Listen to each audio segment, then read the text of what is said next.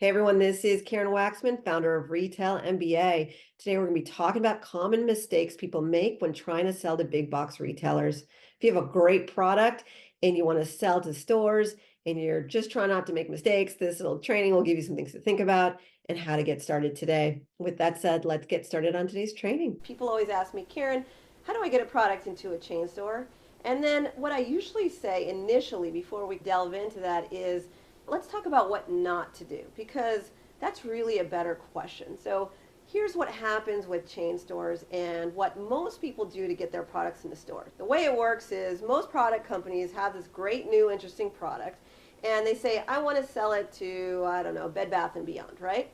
So what they'll do is everybody else will call the front desk at Bed Bath & Beyond and say, hey, I have this great new product, I want to sell it to your store. So it makes sense, right? You want to just see what their protocol is and stuff like that. So what they'll actually do, though, if you call them, they're going to redirect you to a vendor department.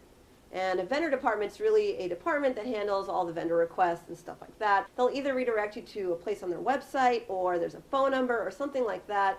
And then at that point, what they'll have you do is fill out some forms about your company, and they're going to ask you very specific questions about your company. And some chain stores really get elaborate. They're going to ask you a lot of stuff.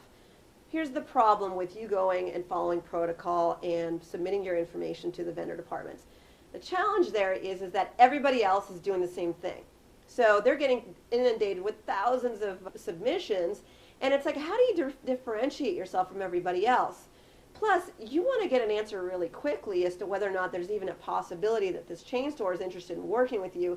So what you'd rather do is get answers quickly and then fill out these forms, right? That's something more logical, but most people don't even know that there's options out there and that you don't have to follow protocol and then go, and you can actually get your products in stores a lot faster. Because to be honest with you, it can take anywhere from 3 months, 6 months, even a year sometimes through a vendor department to get a response and stuff like that. They've gotten quicker over the last few years and stuff because they're in such dire needs of getting new products in the stores, but a lot of times it's really stressful for the product company because, again, they have to submit this information at every different chain store. It gets really old and exhausting, and then there's a waiting game. It's really frustrating.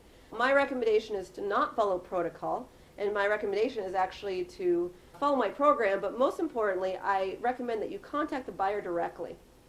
So I actually have other videos on how to get the buyer's name and contact information, and obviously there's ways to pitch the buyer and to make them more inclined to buy and everything, but please note that there are other ways to go than just doing what everybody else does, which is contacting a vendor department. If you'd like to learn more, you can check out retailmba.com, or you can check out the additional videos that I'm creating about this subject. And anyways, I truly wish you the best, and I hope that provided value. Thank you.